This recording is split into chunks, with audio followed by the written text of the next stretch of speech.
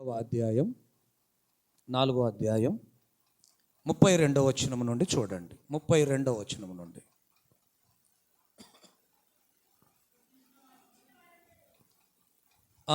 విశ్వసించిన అందరు తీశారా? అపోస్తుల కార్యములు 4వ అధ్యాయం 32వ వచనం. విశ్వసించిన వారందరూ చూసారా, ఏక హృదయము ఏకాత్మయు గలవారై ఉండిరి. చూడండి, ఇక్కడ ఒక మాట జాగ్రత్త వినండి అమ్మా, జాగ్రత్త అమ్మ, ఒక నిమిషం. ఇప్పుడు మీరు గమనించండి. విశ్వసించిన వారంటే ఏంటి? విశ్వాసులు అంటే ఏంటి? సంఘ సభ్యులు వీళ్ళందరూ ఆట ఏక హృదయం ఆట వాళ్ళది. చెప్పండి అమ్మా. ఏక హృదయం అంటే మనుషులు ఎంతమంది ఉన్నా మనసు మాత్రం ఒక్కటేనాట. రెండోది ఏకాత్మ అంటే అందరి మీద ఉన్నది ఒక్కటే ఆత్మ, ఒక్కటే ఆలోచన. వీళ్ళు విశ్వాసులు, వీళ్ళు సంఘస్థులు, వీళ్ళు మొదటి సంఘం. వీరు దేవుని సంఘ సహవాసములో ఒక్క మనసుతో ఒకే ఆత్మతో కొనసాగించబడుతున్నారు. కాబట్టి ఏ డిస్టర్బెన్సులు లేవు. దేవునికి స్తోత్రం, హల్లెలూయా. మీకు అర్థమవుతుందా? డిస్టర్బెన్స్ ఏమన్నా వచ్చిందంటే బయట నుంచి రావటమే తప్ప, చెప్పండి, నచ్చని వారు, ఓర్వని వారు, అంటే దేవుని పని అనేకులకు అందుతుంటే, సువార్త అందుతుంటే అడ్డుకోవాలని బయట నుంచి ఇబ్బంది పెట్టే వాళ్ళ ద్వారా రావలసిందే తప్ప సంఘములో నుంచి సమస్య రాలేదు. దేవునికి స్తోత్రం, హల్లెలూయా. వస్తే చిన్న చిన్న సమస్యలు వచ్చాయి. భోజనం వడ్డించే దగ్గర, లేకపోతే ఆ సంఘములో ఉండేటువంటి కొన్ని పరిస్థితుల దగ్గర వచ్చాయి. వాటిని సరిచేశారు. కానీ ఏదైనా పెద్ద శోధన వచ్చిందంటే అది బయట నుంచి రావాల్సిందే తప్ప సంఘములో వీళ్ళకట ఒక్క మనసు, ఒక్క ఆత్మ. రైట్, ఇక్కడికి అర్థమైంది కదా? ఇప్పుడు చదవండి.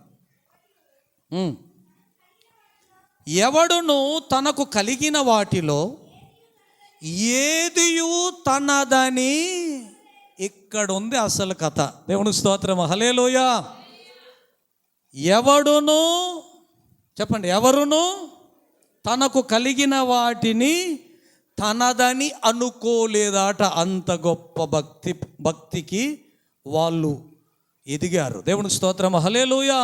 అంత గొప్ప స్థాయికి వాళ్ళు ఎదిగారు. మీకు చదువుతుంటే మామూలుగా అక్షరాలు ఉంది, కానీ దాని డెప్త్ మీకు అర్థం కావాలి. అమ్మ, వెనుకున్న వాళ్ళు డిస్టర్బ్ కావద్దు, జాగ్రత్తగా. తనకు కలిగిన వాటిని ఎవరునూ వాళ్ళకు కలిగిన వాటిని వాళ్ళది నాది అని అనుకోకుండా వాళ్ళంతా మెయింటైన్ చేస్తున్నారట భక్తిని. హల్లెలూయా, హల్లెలూయా. ఉదాహరణకి అర్థం కావడానికి మీరు అక్కడ దశమ భాగం ఇచ్చారు. అది నాది కాదు. ఎవరిది ఇప్పుడు? అది దేవునిది. ఫిక్స్. ఇచ్చే వాళ్ళకి ఆ భయం ఉంటుంది. ఈయనోళ్ళని పక్కన పెట్టండి. ఫిక్స్, ఇది దేవునిది, ఇది దేవునికి ఇవ్వాలి అంటే ఎంత ఫిక్స్ అయిపోయారు. ఇప్పుడు జీతం రాగానే ఏం చేస్తారు? నువ్వు ఎక్కడున్నా, ఏ ఊరిలో ఉన్నా, ఎంత దూరంలో ఉన్నా, నీ మైండ్లో నువ్వు చేసి ఉన్న వ్యక్తివి కాబట్టి, సహకరించున్న వ్యక్తివి కాబట్టి, ఈ పరిచర్యకు నీ వెన్నెముకలాగా ఉండి చేసావు కాబట్టి, నువ్వు ఎక్కడున్నా, అరణ్యంలో ఉన్నా, సిటీలో ఉన్నా, బంధువుల దగ్గర ఉన్నా, అసలు నువ్వు ఎక్కడికి వెళ్ళిపోయినా నువ్వేం చేస్తావు? చెప్పండి, ఏం చేస్తావు? ఫిక్స్ అంతే. ఇక దాన్ని ఎవరు మార్చలేరు. ఎందుకంటే అది నీకు ఆ భక్తి స్థాయి, అక్కడికి వెళ్ళావు. అది ఎవరిది ఇప్పుడు? గట్టిగా చెప్పాలి. దేవునిది. చెప్పండి, దేవునిది. ఇప్పుడు మీరు కానుక వేశారు, ఎవరిది? దేవునిది. ఇప్పుడు సభల కొరకు ఇచ్చారు, ఇక్కడ ఉంది, ఎవరిది? దేవునిది. ఇప్పుడు దేవునిది అన్నాక, పాస్టర్ గారు రాసుకున్నారా, మర్చిపోతారా ఏంది అన్నాడు అనుకో, అబ్బో చాలా జాగ్రత్తగా ఉండాలాడు. నేను పుట్టుకున్న ఒకవేళ రాయటమే నాకు అర్జెంటు ఏదైనా పని ఉండి రాస్తానులే అని రాయటం మర్చిపోయింది అనుకో, నా పని అయిపోయినట్టే. అది దేవునిది అన్నప్పుడు ప్రమాదం ఉండదుగా. దేవునిది అన్నప్పుడు ప్రమాదం ఉండదు. అయ్యగారికి మతిమరుపు కాబట్టి మర్చిపోయాడు, ప్రభు అయితే రాసుకున్నాడులే, ఆయన సేవలో వాడబడ్డదే, ఆయన పనిలో వాడబడ్డదని బహుతృప్తి కలిగి ఉంటావు. హల్లెలూయా. ఒకవేళ లేదనుకో, కొంచెం అటు ఇటు అయిందనుకో, నీది అని ఎట్లా నీకు అనిపిస్తుందంటే ఇంత కష్టపడి ఇంత ఇష్టపడి నేను ఇంత చేస్తే నా గురించి ఒక్క మాట కూడా చెప్పనప్పుడు ఇంకోసారి నేను ఎట్ట చేస్తాను అని మనసులో అనుకొని పని కట్టుకొని, అన్న అయిందా తీరిందా పని, నీతో కొంచెం మాట్లాడేది ఉంది. ఏంటి అన్న, ఇది కరెక్టేనా చెప్పండి, ఎవరికి చెప్పాలి, అయ్యగారికి. ఇది కరెక్టేనా చెప్పండి, ఎవరికి తెలియదండి నేనేం చేశానో తెలుసా అంటే ఆయన అంటాడు ముఖస్థుతి కోసం అనాలగా, మరి అనకపోతే ఆయన అవునా బ్రదర్, నేను కూడా గమనిస్తాను, అమ్మో నువ్వు చేసిన గొడ్డు చాకరీ ఎవరు చేశారు, నిన్నే మర్చిపోయిందంటే ఇక నేనంతా అంటాడు ఆయన. ఇద్దరే దేవుని స్తోత్రం, హల్లెలూయా. ఇప్పుడు చెప్పండి, లోపలికి వెళ్ళండి, ఇచ్చింది ఎవరికి, దేవునికి. ఎవరిది? దేవుంది అన్నప్పుడు ఇక అదేం చేయాలి, మర్చిపోవాలి కదా. మరి గుర్తెందుకుంది, మరి గునుగుడు ఎందుకు, సనుగుడు ఎందుకు, అది నాదే. దేవునికి స్తోత్రం, హల్లెలూయా. మీకు అర్థం కావటానికి చెప్పాను, ఇది కాదు అసలు, అక్కడ ఇది కాదు అసలు. ఏంటో తెలుసా, మీరు కొన్ని కిందికి చదివితే అర్థమయ్యింది. చూడండి, అబ్బా ఇక జాగ్రత్తగా వినండి అయ్యా, మంచిగా మనసు పెట్టినండి 10 నిమిషాలు. వాళ్లకు కలిగినదంతయు వారు అందరూ అనుకొని కరెక్ట్గా ఒక్క మనసు ఒక్క హృదయముతో అట్టి పెట్టారు, అంటే అక్కడ ఉంచారు.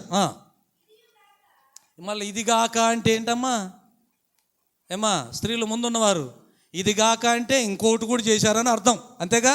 ఇప్పటిదాకా ఏంటి ఇచ్చాము, ఇది నాది కాదు, ఇదంతా సమిష్టిగా ఉంచుకున్నాం, ఇదంతా చేసామన్నారు. ఇది గాక అంటే ఇంకోటి ఉన్నట్టే కదా. చూడండి, అపోస్తులు బహుబలముగా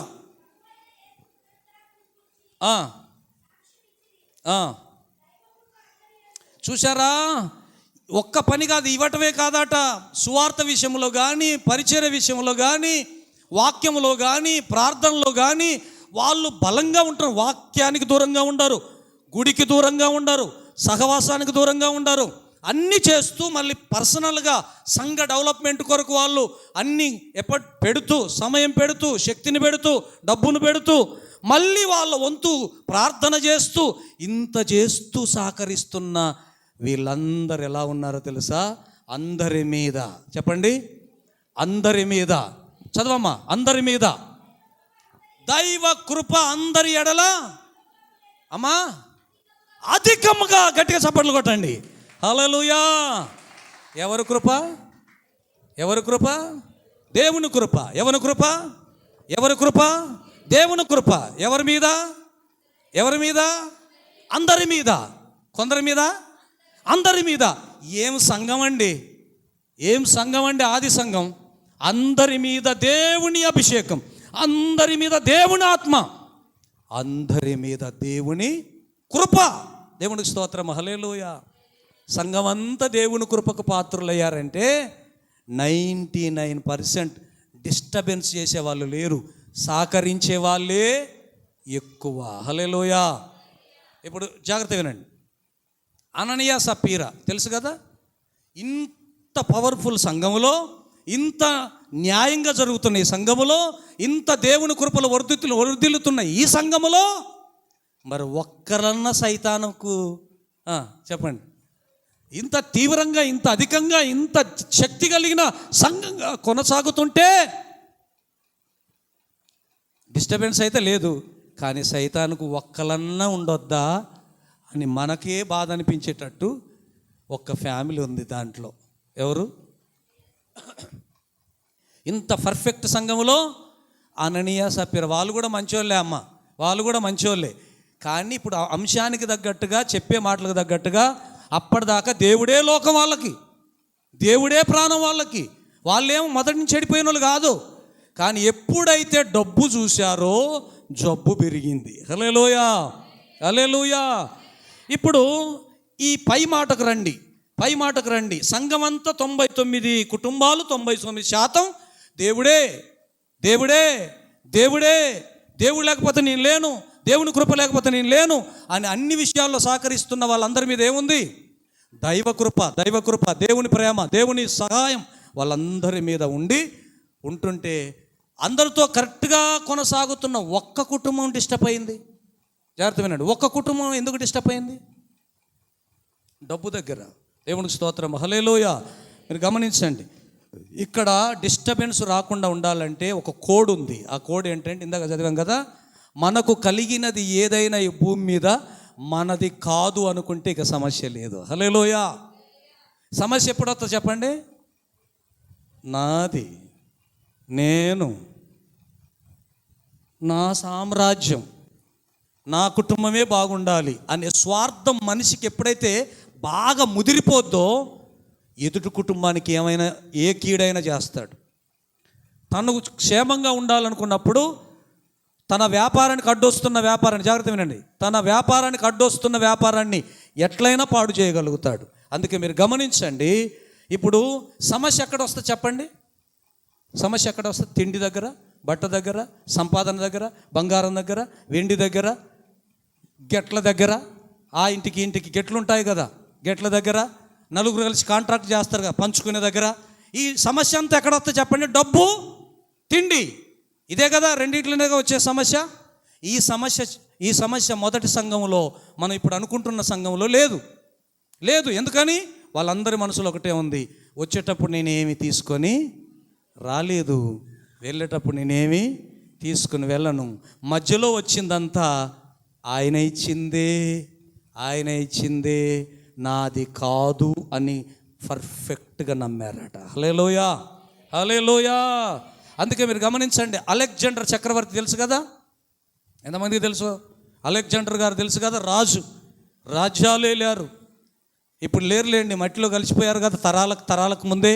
ఆయన కత్తి పట్టుకొని శత్రువులను మట్టి కరిపించాడు, సామ్రాజ్యాలను సృష్టించాడు, బాగా పరిపాలన చేశాడు, ఖండలు తిరిగి అందరినీ గుండె బలము ఖండ బలముతో అందరినీ ఏలాడు. లాస్ట్కు గుండె వీక్ అయింది, నరాలు వీక్ అయినాయి, చిన్న జబ్బు స్టార్ట్ అయింది. ఆయనకు అర్థమైంది, మనకు చెప్పండి వెళ్ళే టైము దగ్గరకు వచ్చిందని అర్థమవుతుంది ఆయనకి. అప్పుడు అర్థమైందట, ఒక్కొక్కరిని ఇసిరి పడేశాను, కత్తికి ఖండలు నరికి పడేశాను, ఖండాలకు నా పేరును చెప్పండి ప్రపంచం అంతా మారుమోగేటట్టు చేసుకున్నాను. గుర్రం ఎక్కితే జై చెప్పండి, దిగితే జై. ఇంతటోని నేను వీక్ అయి లుక్ అయిపోయాను. ఇప్పుడు నా పరిస్థితి ఎండింగ్కి వచ్చింది.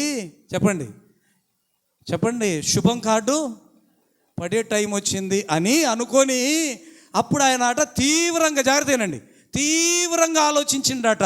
అసలు వచ్చేటప్పుడు చిన్న బిడ్డగా గుడ్డుగా వచ్చాను, పెరిగాను, కండలు పెరిగినాయి, వయసు పెరిగింది, రాజునయ్యాను, సామ్రాజ్యాలు సృష్టించాను, కత్తి పట్టుకొని ఎవరిని పడితే వాళ్ళని ఒక ఊపాను కొన్ని సంవత్సరాలు.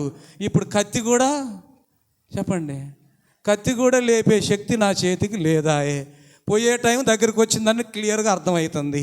ఇప్పుడు సామ్రాజ్యాలు ఉన్నాయి కానీ ఏలే శక్తి లేదు, గుర్రం ఉంది కానీ ఎగిరెక్కే శక్తి లేదు, కోట్లు ఉన్నాయి కానీ అది కూడా మోయలేను. ఇప్పుడు నేను ఏం చేయాలి, అసలు ఏంటి ఇదంతా అని బాగా ఆలోచన వచ్చి ఇట్ట కొట్టుకొని, ఎవరికైనా ఇదే కదా, ఎవరైనా అంతే హడావుడి చేస్తారు, అడ్రస్ లేకుండా పోతారు కదా. ఈ సందేశం ఏమన్నా ఉంటే నేను ప్రజలకు పోయేటోని పోతానగా చెప్పండి, పోయేటోని ఎట్టాగో పోతున్నా, నన్ను చూసి ఎవరు చెడిపోవద్దు. కత్తి ఉందని, ఖండలు ఉన్నాయని, ఆస్తి ఉందని, ఆరోగ్యం ఉందని మీకు చెప్పాను కదా, అండబలం అని ఉండాలి, ఖండబలం అని ఉండాలి, లేకపోతే గుండె బలం అని ఉండాలి అంటారు కదా. ఇవన్నీ చూసుకొని మురిసిపోయాను, ఇక అయిపోయింది నా పని, నేను ఏదన్నా సందేశం ఇచ్చి సావాలా అనుకున్నాడు. నా సావుతో కొంత మంచన్న నేర్పాలనుకొని ఆ పని వాళ్ళందరినీ పిలిచి మీటింగ్ పెట్టాడు. శక్తి లేదు, ఆ కుర్చీలో లుక్కు అని కూర్చున్నాడు. అమ్మా జాగ్రత్త వినండి, కూర్చొని అంటున్నాడు, మాట కూడా గట్టిగా రావట్లేదు, నా పని అయిపోవటానికి రెడీగా ఉంది, నన్ను రాజు జై అని కేకలేశారు మీరు. మంచిది, థ్యాంక్ యూ, దేవుడికి స్తోత్రం, హల్లెలూయా.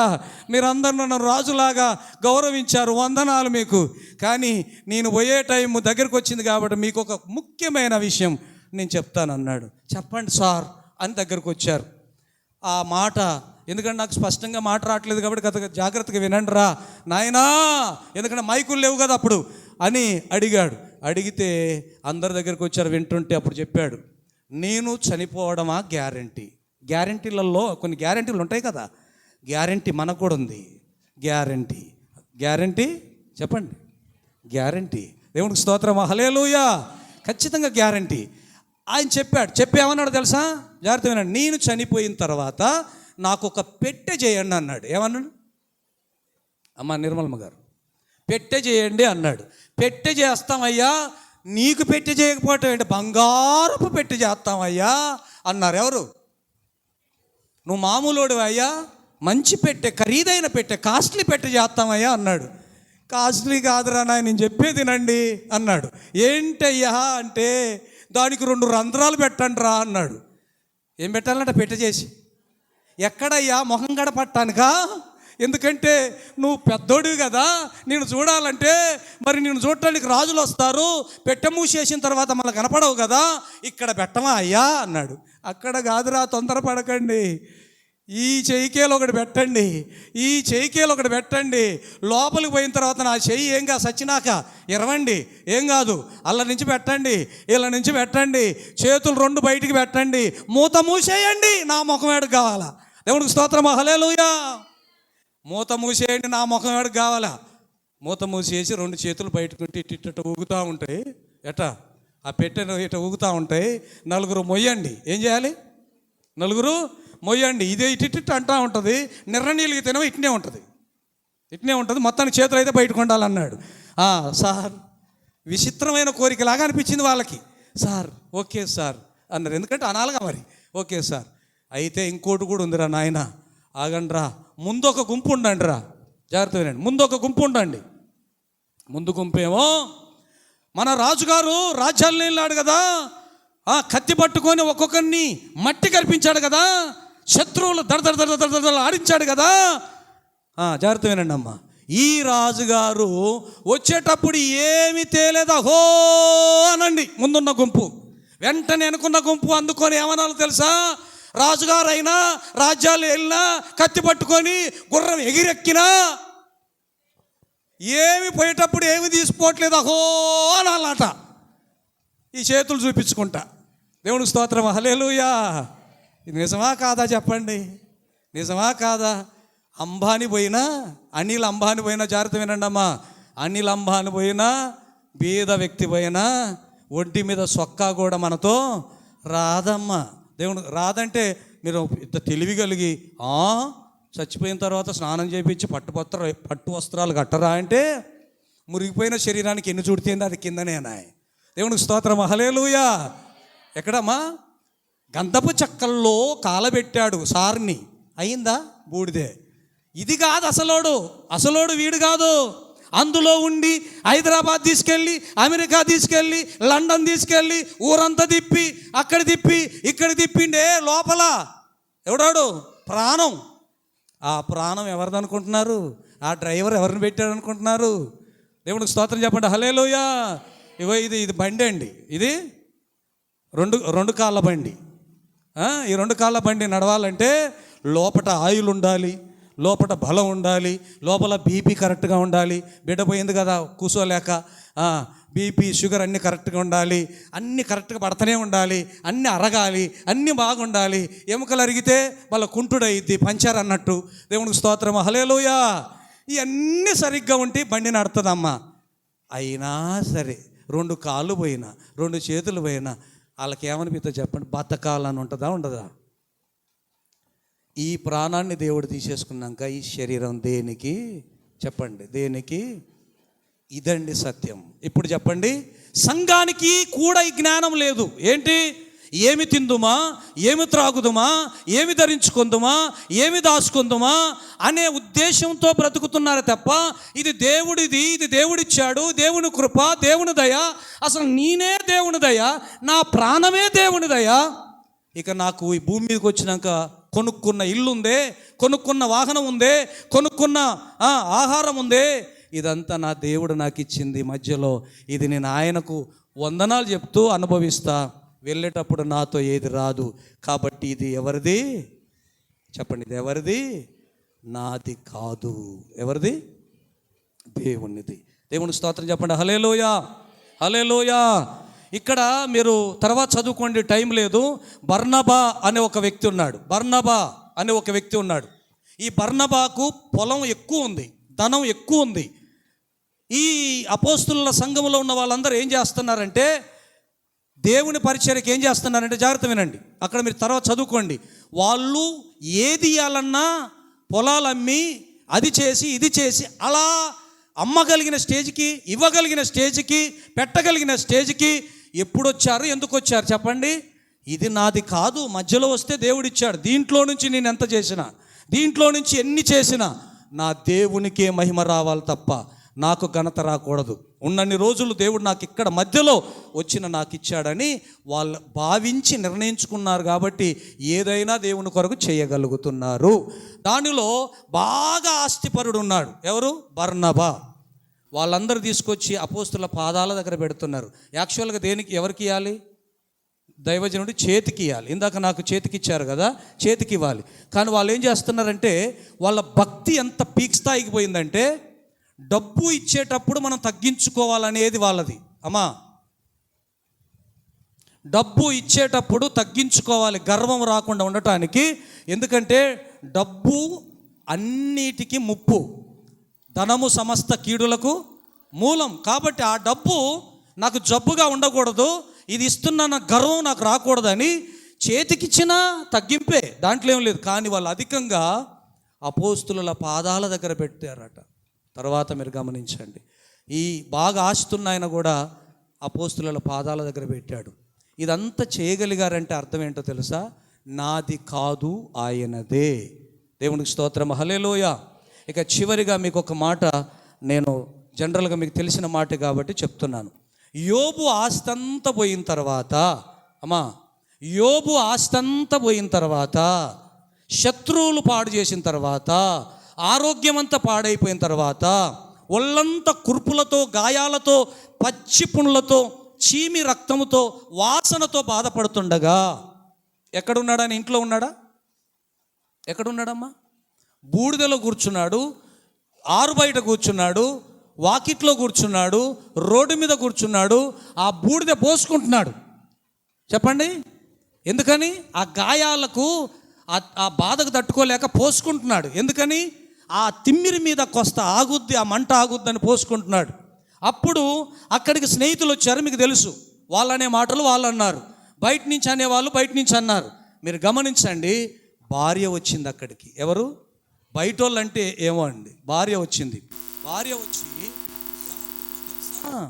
ఏమంటుందో తెలుసా? ఇంకా యథార్థతను వదలక ప్రార్థన చేస్తున్నావా అన్నది. ఎక్కడ కూర్చున్నాడు ఆయన? బూడిదలో కూర్చున్నాడు, బాధల్లో ఉన్నాడు. మంచినీళ్ళు తీసుకొచ్చి ఇవ్వాలి, ఆదరించాలి, ఓదార్చాలి. అయ్యా బాధపడకు, దేవుడు బాగు చేస్తాడు. ఒకప్పుడు ఆరోగ్యం ఇచ్చిన ఆయన ఇప్పుడు ఆయన ఆరోగ్యం పోయిందంటే మళ్ళీ ఆయనే ఇస్తాడు అని ధైర్యపరచాలి. కానీ ఏమంటుందో తెలుసా? ఇంత కీడు చేసిన దేవుణ్ణి, ఆస్తంతా మన చేతులు ఇచ్చినట్టే ఇచ్చాడు, తీసేసుకొని ఈ ఓర్వలేని దేవుణ్ణి, ఈ సహాయం చేయలేని దేవుణ్ణి ఇంకా స్తుతిస్తున్నావా? ఇంకా స్తుతిస్తున్నావా? ఒక్కసారి చెప్పండి, ఒక్కసారి ఆ దేవుని నా చెవులార వినాలనుంది. తిట్టమంటుంది. ఏమనాలట? ఏమనాలట? ఏమని తిట్టడం అంటే ఏంటి? ఆమె ఆశ, దేవుడు నాకు అన్యాయం చేశాడని అనాలట. ఏమని చెప్పండి అమ్మా? దేవుడు నాకు, నా కుటుంబానికి అన్యాయమే చేశాడు అనాలట. ఆ మాట కోసం ఎదురు చూస్తుంది ఎవరు? భార్య. ఆమె అట్లా అనగానే ఆయన ఏమనలేదండి. ఎవరో తెలియని వాళ్ళు అంటే ఏమో, ఎవరో తెలియని వాళ్ళు అంటే స్నేహితులు వచ్చి అన్నారు, ఓకే, వాళ్ళకేం తెలియదు. బంధువులు వచ్చి అన్నారు, ఓకే, వాళ్ళకేం తెలియదు. జాగ్రత్త వినండి, వీళ్ళందరికీ తెలియదు. నీకు తెలియదా? మనకు ఒకప్పుడు ఏముంది చెప్పు? ఈ భూమి మీదకి వచ్చేటప్పుడు ఏం తెచ్చామని చెప్పు? పిల్లలు చూసుకోండి అమ్మా, ఈ భూమి మీదకి వచ్చినప్పుడు ఏం తెచ్చాము చెప్పండి, చెప్పు అని భార్యకు చెప్తున్నాడు. మంచి బోధ చేస్తున్నాడు. ఆమె వినే స్టేజ్లో ఉందా? ఫిక్స్ అయిపోయింది. కొంతమంది అడిగుంటారు. ఇప్పుడు అంతకాలంలో ఎవరు యోబు భార్య దగ్గరికి వచ్చి, ఏందక్క మీ పరిస్థితి ఇట్లయిపోయింది, మొన్నటిదాకా ఎంత కలకల్లాడారు, రాజులు మీ ఇళ్ళల్లో భోజనం చేసి ఆఫీసర్లు వచ్చేవాళ్ళు. అసలు మీ ఇంట్లో ఎప్పుడు చూసినా ఎంత బాగుండేది. మీ ఆయనకి జబ్బేంది, ఏంటి మీ పరిస్థితి, అన్నీ పోయి అడుక్కునే స్థితికి దిగజారారు అని అంటే ఆమె ఏమని ఉంటుందో మీరు కొంచెం చెప్పాలి, ఊహించి చెప్పాలి. మీరు ఏమని ఉంటుందో చెప్పాలి. ఆ భార్య ఏమని ఉంటుందో చెప్పండి అడిగిన వాళ్ళకి. ఇదంతా మా ఆయన వల్లనే. ఆయన దేవుడో దేవుడో దేవుడో, ప్రార్థనో ప్రార్థనో, ఆరాధనో ఆరాధనో, గుడో గుడే అని మమ్మల్ని సంపక తినటోడు. అందరికీ మా ఇద్దరు కొడుకులు అసలు వేసేవాళ్ళు కాదు, పోయేవాళ్ళు కాదు ప్రార్థనకి. ఇక నాకా తప్పదక్క, ఎందుకంటే భార్యను కాబట్టి ఎమ్మటి వెళ్ళాలి కదా. వెళ్ళాను. అప్పుడే నా మనసులో అనిపించింది, నాకు ఆరాధన చేస్తంటే అంత జాగ్రత్తగా ఆలకించేదాన్ని కాదు. ఏందో వాక్యం చెప్తా ఉంటారు, అసలు నాకు ఇష్టం ఉండేది కాదు. అంటే టైం వచ్చింది కాబట్టి కొడతాను. మీరు గమనించండి, ఇవన్నీ మనసులో కలిగిన ఈ బలహీనురాలు ఏమన్నదో తెలుసా? దేవుణ్ణి దూషించామన్నది. ఆయన ఏమంటున్నాడో చూడండి. ఆ మాట చదవనక్కర్లేదు, ఏమంటున్నాడు జనరల్గా చెప్పండి. మూర్ఖురాలు ఎవరో మాట్లాడినట్టు మాట్లాడుతున్నాము, ఇస్తే అనుభవించాము, తిన్నాము, తాగాము, సుఖం ఒక్కటే కోరుకుంటావా దేవుని దగ్గర నుంచి? కష్టం వస్తే ఓర్చుకోవా? అక్కడే కదా మనం దేవుని దగ్గర ఏంటో నేర్చుకునేది. కడుపు నిండా తిని పడుకుంటే, మంచి వస్త్రాలు ధరించుకున్నాం, ఏది పడితే అది కొనుక్కొని తిన్నాం, నీ ఒంటి నిండా బంగారం వేశాను, ఇవన్నీ చేశాను కదా, అప్పుడు అనుభవించావు కదా, ఇప్పుడు పోయింది, ఏమైంది అని ఏమన్నాడో తెలుసా? చెప్పండి. ఇప్పుడు దేవుడే ఇచ్చాడు మనకు. నువ్వు మీ అమ్మ కడుపులోంచి వచ్చేటప్పుడు ఏం తెచ్చుకోలేదు, నేను తెచ్చుకోలేదు, మధ్యలో దేవుడు ఇచ్చింది, ఆయన ఇచ్చింది ఆయన తీసుకున్నాడు, మళ్ళీ కావాలంటే ఇస్తాడేమో అన్నాడు. దేవునికి స్తోత్రం, హల్లెలూయా. ఇప్పుడు ఎవరిది చెప్పండి? ఇప్పుడు సంఘం అంతా ఫిక్స్ అయిపోయారు, ఇది నాది కాదు ప్రభువా, ఈ కారు ఉందంటే ఇది నీదే, ఈ ఇల్లు ఉందంటే ఇది నీదే, ఇదంతా నీదే ప్రభు. కొంతమంది అయితే భలేగా అన్నీ ఉంటాయి, ఏదన్నా చేయాల్సి వస్తే ముక్కుతోటి ఆడుస్తారు, నోటితో కాదు. ముక్కుతోటి ఏం లేదయ్యా, ఈ మధ్య వ్యాపారమే లేదు, కాంట్రాక్ట్లే లేవు, ఏమి లేదు ఇంట్లో. ఇప్పుడు మీకు అర్థమయ్యేటట్టు చెప్తున్నా, ఇంట్లో 10 లక్షలు చెప్పండి, మాకు 1,00,000 అన్న అనుకోండి, 1 లక్షలు ఈ బీరువాలో పెట్టి తాళం వేసి వచ్చారు. అయ్యగారు మరి ప్రశ్నించడానికో లేక ప్రభువే తోశాడో అడుగుపో, ఆమెను కూడా సహకరించమను అన్నది. ఆమె రాగం మొదలుపెట్టింది. ఏమని అసలు ఈ నెలంతా పనే లేదయ్యా, చాలా కష్టాలు ఉన్నాయి, చాలా బాధలు ఉన్నాయి, చాలా ఇబ్బందులు అయ్యా, మీకు చెప్పితే నమ్మరు కానీ అన్నది. అనగానే అక్కడ ఉన్న కెమెరా ఎడదిప్పుతాడు దేవుడు కెమెరా ఎడదిప్పుతాడు, జూమ్ చేస్తాడు. ఎక్కడ అసలు మన కెమెరాకు లోపల ఉన్నది పడదు, ఆయన కెమెరాకు తాళం వేసినా సరే అదంతా ఉట్టిదే. దేవునికి స్తోత్రం, హల్లెలూయా. ఈ డైలాగ్కు దానికి సంబంధమే అంత ఖచ్చితంగా కనిపెడుతున్నాడు దేవుడు. ఎందుకో తెలుసా? ఇవన్నీ ఎందుకు వస్తాయంటే నాది, నేను, నా కుటుంబం అన్నప్పుడు. అందుకే మీకు చెప్తున్నా, మీ పిల్లలకి ఏదైనా ఇక్కడ చేయాలంటే కోట్ల రూపాయలు పెట్టి వాళ్ళ దాచిపెట్టి సోమరోళం చేయకండి. ఏం లేదు, మీరు తెత్తా అంటే అరగదీత్తా ఉంటారు, అంతే, ఏముండదు. దేవునికి స్తోత్రం, హల్లెలూయా. మనం ఎన్ని ఫ్యామిలీలను చూడలేదు, కోట్ల రూపాయలు తాగి చచ్చిపోతారు. యవన కాలంలోనే ఫుల్గా వాళ్ళని అడగండి, ఏమంటారు? నేను పనికి పోవటం ఏంది, మా అయ్య ఆస్తి, మా తాత ఆస్తి చెడగొట్టింది ఎవరు? ఇప్పుడు పిల్లలకు ధనం మిగిల్చొద్దని చెప్పట్లా, మరీ దరిద్రులను చేయొద్దు, చెడగొట్టొద్దు, వాళ్ళకు పని నేర్పండి. కానీ ప్రతి పైసా నాది అనే ఆలోచన పెట్టొద్దు వాళ్ళకి. ఏం చెప్పొద్దు? దేవుడు మనకి ఇచ్చాడురా, దేవుడు పనికి మనం చేయాలిరా, దేవుని స్వార్థకు మనం వాడబడాలిరా అని నీ జనరేషన్లో కనుక నీ పిల్లలకు అది నేర్పిస్తే, వాళ్ళ జనరేషన్లో కూడా ఇది నాది కాదు, వచ్చేటప్పుడు ఏమీ తీసుకొని రాలేదు, వెళ్ళేటప్పుడు నేనేమి తీసుకోలేనని ఆ కాన్సెప్ట్ కనుక వాళ్ళకి అర్థమైతే, ఈ సంఘములో ఉన్న పర్ఫెక్ట్ భక్తి నీ పిల్లలకు నేర్పిస్తే వాళ్ళు దాన్ని కంటిన్యూ చేస్తారు, వాళ్ళు మంచి భక్తులుగా ఉంటారు. ఇక్కడి నుంచి ఆస్తులు ఏమి మన వెంట రావు. కాబట్టి నువ్వు చేసే భక్తి, నీ మంచితనం, దేవుని దృష్టికి నీకున్నటువంటి ఆ కనెక్టివిటీ, ఆ పరిశుద్ధత, ఆ పవిత్రత, ఆయన కొరకు నువ్వు త్యాగం చేసే పనులు నిజంగా. చివరి మాటగా వినండి, 430 సంవత్సరాలు ఇజ్రాయేలు శత్రువుల కింద బానిసలుగా ఉన్నారు. అంటే మీకు ఇజ్రాయేల్ అంటే అర్థం కాదు కదా, దేవుని బిడ్డల్ని ఒక శత్రువు తీసుకెళ్ళి ఏం చేస్తున్నాడు, బానిసలుగా పనిచేయించుకుంటున్నాడు. ఎవరినమ్మా? స్త్రీలు మాట్లాడండి. దేవుని బిడ్డలను, ఇజ్రాయేలులను బానిసలుగా తీసుకెళ్ళి ఏం చేస్తున్నాడు? వెట్టి చాకిరి చేపిస్తున్నాడు, అంత ముద్దేస్తున్నాడు, మించిన పనులు చేయించుకుంటున్నాడు. నిద్ర లేదు, ఆహారం లేదు, ఆరోగ్యం లేకుండా పాడు చేస్తున్నాడు. ఎన్ని సంవత్సరాలు గడిచింది? 430 సంవత్సరాలు. అంటే ఎన్ని తరాలు చూడండి. ఇన్ని తరాల తర్వాత యేసయ్యకు మొరపెట్టారు, యేసయ్యా నీ యందు భయభక్తులు కలిగి ఉండకుండా చెడ్డ పనులని చేయడం ద్వారానే వీడికి చులకనై దొరికిపోయామయ్యా. అదే నీతిగా, అదే నిజాయితీగా నీ దగ్గర ఉంటే మాకు అన్నీ బాగా చూసుకునే దేవుడు, నిన్ను విడిచిపెట్టాం, మాకు ఈ గతి పట్టిందని మొరపెట్టారు. మీకు అర్థమై భాషలో చెప్తున్నాను. మొరపెట్టగానే దేవుడు యాక్షన్లోకి వచ్చాడు. హల్లెలూయా. వచ్చి ఏం చేశాడు? మోషేను పంపించాడు, ఒక పాస్టర్ గారిని పంపించాడు. ఎవరితో మాట్లాడమని? రాజుతో మాట్లాడమని. రాజుగారి దగ్గరికి పోయి మోషే పాస్టర్ గారు మాట్లాడి వాళ్ళందరినీ విడిపించాడు. మీకు చెప్పడానికి, ఒక మాట చెప్పడానికి ఇక్కడ దాకా తీసుకొచ్చాను. అక్కడ ఒక మాట ఉంటుంది, తన ప్రజలు ఏమన్నా ఎంత బాధపడ్డారు, ఎంత చాకిరీ చేశారు?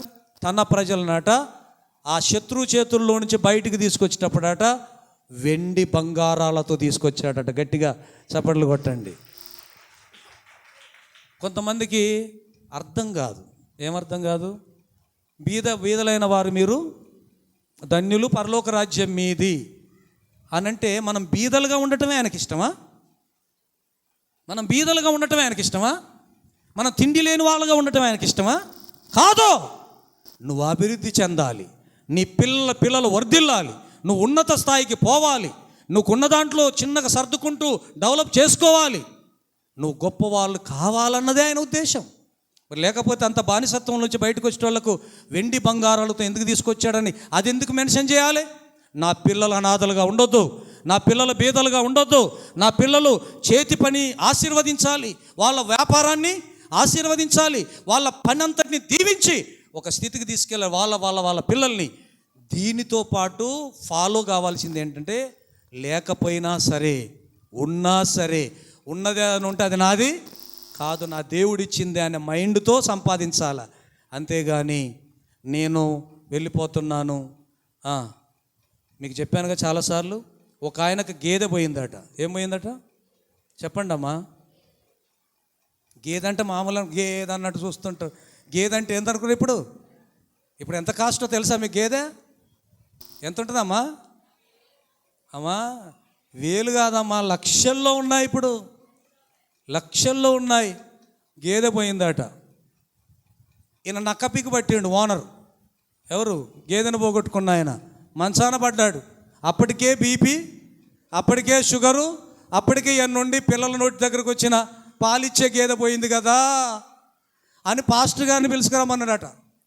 పాస్టర్ గారు, నీ దండం పెడతా, కష్టపడి కొనుక్కున్నాం, పిల్లల నోటి కాడిది మా మనోడు రోజు గేదె పాలే తాగుతాడయ్యా, అది పోయిన కాంచి చెప్పు ప్యాకెట్ పాలే తాగుతాడయ్యా, నా మనోడికి అయ్యా అరగవయ్యా, ప్రార్థన చేయ అంటాండి. ఇది అంత అర్థం ఏంటి? గేదె దొరకాలని. దేవుడికి స్తోత్రం, హల్లెలూయా. పాస్టర్ గారు ఆయనకు తగ్గట్టు బాగానే ఏడ్చి ప్రార్థన చేశాడు. ఎక్కడున్నా చెప్పండి, దాన్నన్నీ ఇంటికి తీసుకురా ప్రభువా, చెప్పండి, అది ఉన్న దగ్గర అది ఉన్న అడ్రస్ అన్నా ఇగో ఈ ఓనర్కు తెలియజేయ ప్రభువా అని ప్రార్థన చేశాడు. నెల అయింది, 2 నెలలు అయింది, దొరకట్లేదు. పాస్టర్గా ప్రార్థన చేసిన గేదె రాలేదమ్మా. ఇప్పుడు ఏమనుకుంటాడు? సరే ఏమనుకున్నాడో తెలియదు కానీ ఒకటి మాత్రం అనుకున్నాడు. అదేంటంటే, మళ్ళీ ఒకసారి పాస్టర్ గారిని పిలువురా అని ఏడ్చాడు ముసలాయన. ఏడితే గబగబా ఉరికిపోయి, మా నాన్న మంచం మీద ఉండి ఇయ్యాలనో రేపో పోయేటట్టున్నాడు, మిమ్మల్నే కలవరిస్తాండి అయ్యా. ఎవరిని అయ్యా? ఎంత ప్రేమ చూడండి. ఎవరిని? పాపయ్య గారిని. దేవునికి స్తోత్రం, హల్లెలూయా, హల్లెలూయా. ఆ గేదె పోయింది, ఆ బాధల్లో ఉన్నాడు, చావుకు దగ్గరయ్యాడు. ఆ గేదె ఎంత ప్రార్థన చేసినా దొరకట్లేదు. కొంతమంది అంటారు, కళ్ళు మూసుకొని చెప్పవా అయ్యగారు అంటే ఆ గేదె ఆడ మేత్తందో చెప్పాలన్నట. దేవునికి స్తోత్రం, హల్లెలూయా. అట్లాంటి పాస్టర్లు కూడా ఉన్నారమ్మో. 5116. ఈ అమ్మ బాధల్లో ఒక పాస్టర్ గారి దగ్గరికి పోతే ముందు 5116 ఇస్తేనే పని చేస్తుందట. ఏంటిది అది? మంత్రం. ఎవరనుకుంటాను మంత్రించడం? పాస్టర్ గారే. ఊరు నిండా పోస్టర్లు వేస్తాను, డేట్ ఉండదు, ఏముండదు. అన్ని హాస్పిటల్ లాగానే. మీకు కాలు అతకలేదా? ఆ సిమెంట్ కట్టేసుకున్న కాలుతోటి ఇట్నే నా దగ్గరికి రండి. గుండెకు అది పెట్టారా? ఏంటిది అది? అవి కూడా బిక్కొని నా దగ్గరికి రండి. ఆక్సిజన్ పెట్టారా? అది బీక్కొని నా దగ్గరికి ఎత్తుకొని రండి అంటాడు. అన్ని ఏ కేసులు, ఎర్రగుడ్డలు కట్టడం, వాటికి డబ్బులు తీసుకోవడం. ఇప్పుడు అలా చేస్తే పాస్టర్ గారులకు డబ్బులు వస్తాయా రావా? ఈ గేదె కోసం పాస్టర్ గారు ఏం చేయాలి అసలు అయితే చెప్పండి? కళ్ళు మూసుకొని రమణాగుట్టకు లెఫ్ట్ సైడ్ ఒకరింట్లో కట్టేసి ఉందనంటే మా అయ్యా పుసుక్కున దొరికిందనుకో ఏం చేస్తారు? కరెక్ట్గా ఆనే కట్టేసి ఉందనుకో అమ్మా, ఏం చేస్తారు? యేసుప్రభు పక్కకు పోయి, అయ్యగారే, దేవునికి స్తోత్రం, హల్లెలూయా, పిలిచాడమ్మా. ఎవరు పిలిస్తే కొడుకులు ఉరికిపోయి, అయ్యా నిన్నే కలవరిస్తాడు మా నాన్న. ఈ మమ్మల్ని కలవరించాలి, మా అమ్మని కలవరించాలి, కానీ నిన్నే కలవరిస్తాడు అంటే అయ్యగారికి ఎక్కడ లేని ప్రేమ. ఓ ఆనందం గారు, నన్నే కలవరిస్తానమా అని వచ్చి మీద పడి ఏడ్చిండు పాపం. ఏడ్చిన తర్వాత ఆయన అంటున్నాడు, అయ్యా నా పిల్లల గోసంతా చెప్పిన మనవడికి ఆ పాలే పడతాయని చెప్పిన 2 నెలలు అయిందయ్యా. నువ్వు ప్రార్థన చేసినా దొరకలే, మేము ప్రార్థన చేసినా దొరకలే, కానీ ఒక్క తప్పు చేసినయ్యా. ఎప్పుడు ఏదన్నా ప్రకటిస్తే నీకు ఏం అడిగినా ఇవ్వకుండా వెనకనే కూర్చొని ఏం ఒప్పుకోలేదయ్యా. నేను నా సచ్చేటప్పుడు బుద్ధి వచ్చిందయ్యా నాకు. ఏం తీసుకొని వచ్చావు ఇక్కడికి? ఏం తీసుకొని వెళ్తా ఇప్పుడు? అబ్బా ఎంత తెలివి చూడండి అంటున్నాడు. ఈ పాస్టర్ గారికి ఎక్కి పడాడతాడు నిజం అనుకొని. దేవునికి స్తోత్రం, హల్లెలూయా. ఓరి ఈయన ఎన్నిసార్లు చెప్పినా ఇంత కఠినంగా ఉన్నాడు. సావప్పుడు కరిగిపోయిండు అనుకొని చూస్తుంటే క్లియర్గా చెప్పాడమ్మా. ఏమని?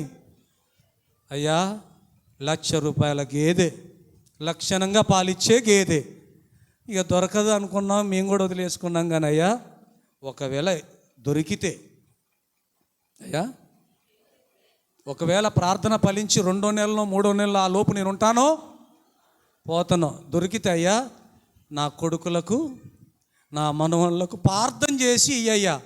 దేన్ని? ఒకవేళ అది దొరకలేదనుకో అయ్యా, మీ ఖాతాలో రాసుకో అయ్యా, దేవునికి ఇచ్చినట్టు ఎక్కడున్నాయి కాదు మీదే. తల గిర్రన పాస్టర్ గారికి ఇంతసేపు ఏడ్చిన ఏడుపంతా ఒక్కసారి వెనక్కి వెళ్ళిపోయింది. దేవుని స్తోత్రం, హల్లెలూయా. ఎంత తెలివిగా ప్రవర్తించే వాళ్ళు ఉంటారు. ఆది సంఘానికి ఇప్పటి సంఘాలకు తేడా. మనకి ఏది ఉన్నా మనది కాదు. దేవుని కొరకు ఏదైనా చేయడానికి రెడీగా ఉంటేనే నిజమైన క్రైస్తవులు. కాబట్టి దేవుని కొరకు ఒక మంచి మనసు కలిగి ఉండండి, ఏక మనసు కలిగి ఉండండి, ఏకాత్మ కలిగి ఉండండి. యేసయ్య కొరకు ఏదైనా చేయడానికి సిద్ధంగా ఉండండి. బ్రతికున్నంత కాలం మన చుట్టూ, మన మీద, మన ఇంట్లో ఏది ఉన్నా నీ దయను బట్టి ఈరోజు ఒక పూట తిన్నానయ్యా, నీ దయను బట్టి ఈ వస్తువు కొన్నానయ్యా, ఏదైనా చేయాలంటే నీ కొరకు నేను రెడీగా ఉన్నానయ్యా అనే స్థాయిలో ఉండాలని మీకు 2 చేతులు జోడించి మనవి చేస్తున్నాను. ప్రార్థన చేసుకుందాం. నిలవబడండి.